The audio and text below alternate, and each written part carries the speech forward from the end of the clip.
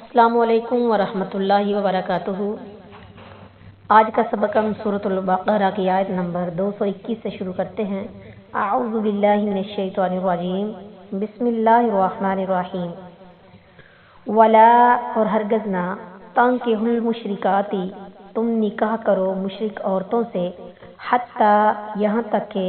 युमिन्ना वो ईमान ले आए, वलामतुन और अलबत्ता लौंडी, मोमिनतुन मोमिना, खैरुन बेहतर है, मिन मुशरिकतिन मुशरिका औरत से, वलौ आजबतकुम अगरचा वो अच्छी लगे तुमको, वला तुनकिहुल मुशरिकीना और ना तुम निकाह करके दो मुशरिक मर्दों को, हत्ता यहाँ तक के युमिनू वो ईमान ले आए,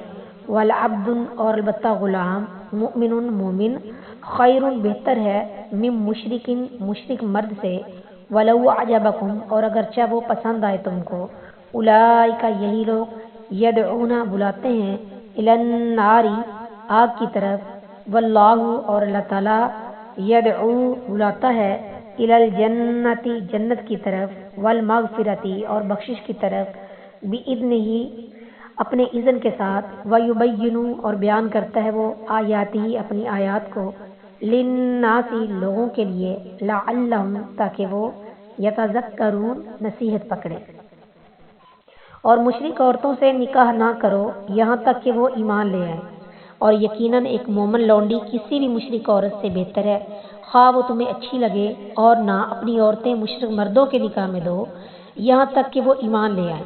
और यकीनन एक मोमन गुलाम किसी भी मुशरिक मर्द से बेहतर है, खा वो तुम्हें अच्छा मालूम हो। ये लोग आग की तरफ बुलाते हैं और अल्लाह अपने हुक्म से जन्नत और बख्शिश की तरफ बुलाता है, और लोगों के लिए अपनी आयात खोल कर बयान करता है ताकि वो नसीहत हासिल करें। वला तंकिहुल मुशरिकाती हत्ता युमिन्ना, पहले मुसलमान और काफिर में रिश्ता नाता जारी था। इस आयत से हराम ठहरा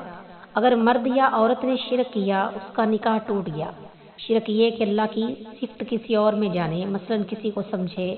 कि इसको हर बात मालूम है, या वो जो चाहे सो कर सकता है, या हमारा भला या बुरा करना उसके इख्तियार में है, और ये कि अल्लाह की ताज़ीम किसी और पर खर्च करे, मसलन किसी चीज़ को सजदा करे और उसको मुख्तार जानकर उससे हाजत तलब करे। बाकी यहूद और नसारा की औरतों से निकाह दुरुस्त है, इनको मुशरिक नहीं फरमाया।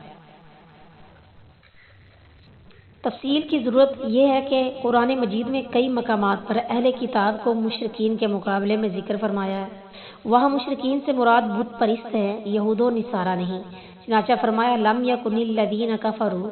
मिन अहलिल किताब वल मुशरिकीना मुनफक्कीन,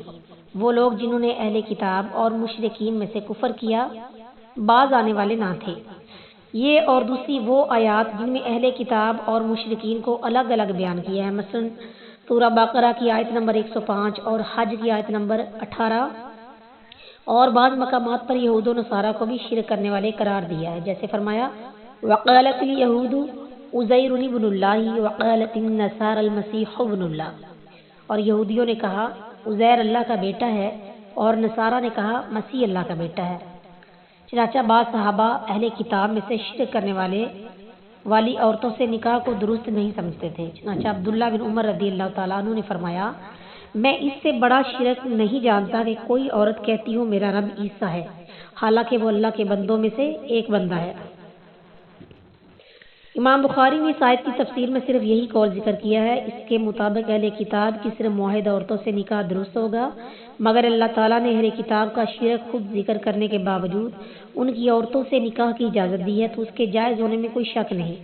अमीरुल मोमिनीन उमर बिन खत्ताब रज़ियल्लाहु ताला अन्हु और हज़रत उस्मान बिन अफ़्फ़ान रज़ियल्लाहु ताला अन्हु और दूसरे कबार साहबा रिज़वानुल्लाहि अलैहिम अजमाइन का यही फतवा है। चनाचा फरमाया, वल मुहसनातु मिनल लदीना ऊतुल किताबा मिन क़ब्लिकुम, तुमसे पहले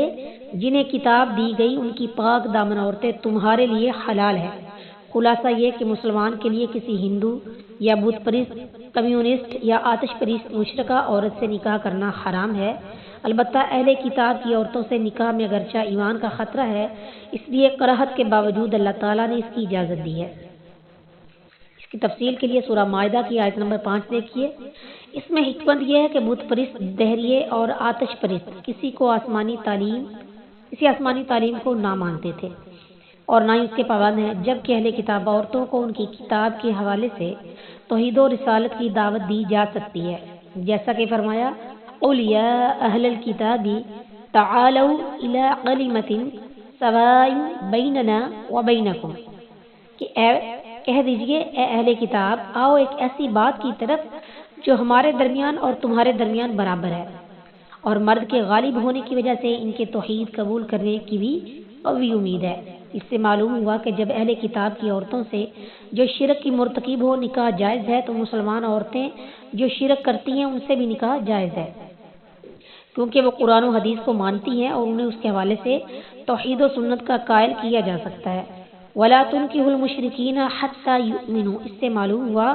کہ مسلمان عورت آزاد ہو یا غلام، اسے مشرک کی نکاح میں دینا جائز نہیں۔ پھر مشرک خواہ بت پرست ہو یا یہود یا عیسائی یا مجوسی یا دھیریا، کسی بھی غیر مسلم سے مسلم عورت کا نکاح جائز نہیں، کیونکہ اللہ تعالیٰ نے مشرک عورتوں سے نکاح حرام کرنے کے بعد سورہ مائدہ کی آیت نمبر 5 میں اہل کتاب کی عورتوں سے نکاح کی اجازت دی، مگر مشرک مردوں کے نکاح میں اپنی عورتوں کو دینے سے منع کرنے کے بعد کسی غیر مسلم سے نکاح کی اجازت نہیں دی۔ قرطبی نے اس بات پر امت کا اجماع نقل فرمایا ہے کہ مسلمان عورت کا نکاح کسی بھی غیر مسلم سے نہیں ہو سکتا، کیونکہ یہ اسلام کی سربلندی کے خلاف ہے۔ جس طرح کسی بھی مشرک سے مسلمان عورت کا نکاح جائز نہیں، خواہ یہودی ہو یا عیسائی، اسی طرح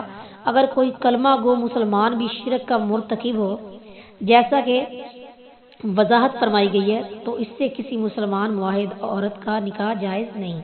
کیونکہ مرد کے غالب ہونے کی وجہ سے اس معاہدہ عورت کو شرک پر مجبور کیے جانے کا خطرہ ہے۔ وَلَا تُنْكِحُوا الْمُشْرِكِينَ یہ جملہ واضح دلیل ہے کہ عورت اپنا نکاح خود نہیں کر سکتی، بلکہ اس کا ولی اس کا نکاح کر کے دے گا۔ رسول اللہ صلی اللہ علیہ وسلم نے واضح الفاظ میں ولی کی اجازت کے بغیر نکاح سے منع فرمایا ہے۔ دیکھیے صحیح بخاری، اس میں امام بخاری رحمۃ اللہ علیہ نے زیر تفسیر آیت اور 2 مزید آیات اور احادیث سے یہ مسئلہ